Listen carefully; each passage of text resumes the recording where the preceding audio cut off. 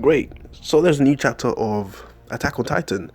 And it basically starts with Hanji killing someone because that's a classic Attack on Titan. I really like the brutality within this manga, right? So basically, she kills this person, the Jaegerist, and then she goes on to talk to Levi, who happens to be alive. Apparently, he wasn't ready for Zeke to, to sacrifice his life for his cause, and that's why he ended up in that situation. Now, Levi did mention that he still wants to kill Zeke, right? He let Zeke go again.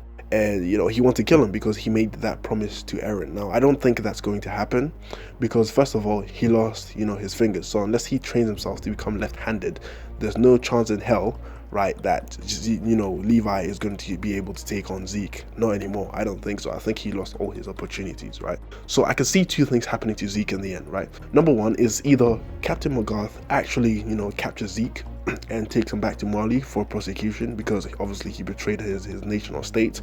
Or number two is Levi somehow manages to kill him, but in his current state, he even said he cannot dodge a bullet. So if that is the case, there's no chance in hell that you are fit for action at all. So I don't even think that's going to happen. So yeah, that kind of happens. It turns out now that the Marleyans are actually collaborating with the people of Eldia in order to stop Eren Yeager. So it's actually kind of interesting how these two, long-term enemies from ancient times are now working together to stop one common enemy. And I think maybe that is actually Eren's goal, to make himself the final villain, so the world can unite and fight against him, so that, at the end, after everything is said and done, they can, there can be world peace. But at the same time, if you look at Attack on Titan, you look at the world in general, such a idea is quite naive, and it's really a manga or anime for realists. You can't just be naive and expect it to go exactly the way you want, because it never will. Humans are evil at heart and can be good at heart too. And as long as we have that balance, there will always be good and evil. So I kind of like that whole idea of, you can't really blame someone for what they do, because the manga or anime does a good job of explaining where a person is coming from, or why they approach things the way they do. Like, say for example, when Connie tried to feed Falco to his mother, we kind of understand where Connie is coming from. He has a mother who he loves, is the only family member left, and he finally has a way to revive his mother. However, it is at the cost of a enemy life, which makes it a bit more easier for him. But at the same time, he did say that he lost his way. So you really do understand these characters, and this is how it differs from Naruto. Whereas with Naruto, you only get a little glimpse of the enemies and why they choose to do the things that they do, and sometimes it's very naive, right? And you can understand sometimes where they're coming from, but at the same time, it's still very easy to point out and say that they are the villains. Whereas in Attack on Titan, you can fully understand where a person is coming from and why they choose to do what they do. So you can't really point at them and say, this person is the villain, right? So it turns out that Annie is alive, and it's actually quite surprising because it's a little humorous scene. After all these serious events that have happened, we finally get a little bit of humor with Annie, and I really didn't expect that at all. Since Eren literally, started doing his own thing as an adult, went to, Marley to talk to Zeke and stuff, everything else has been serious up until now, and obviously they're giving us a little bit of humor, which is actually good.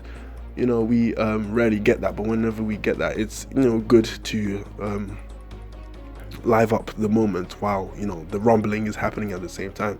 So they decide to eat, and the chapter ends with basically Harmon gathering everybody and creating his own elite team to go and save the world. So Eren is basically the supposed main villain, right, who will unite the entire world by making himself the common villain for everybody.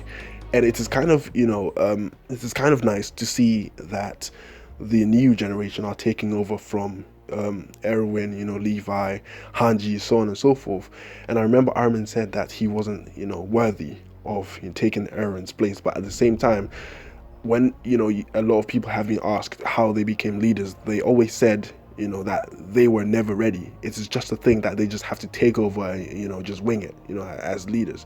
And it's kind of the same thing where Armin felt like things were not going his way, and because of that, he wasn't worthy and tried to sacrifice his life. But as time progressed, obviously, he's, put together a team of, enemies and so on and so forth, and they're going to try and save the world.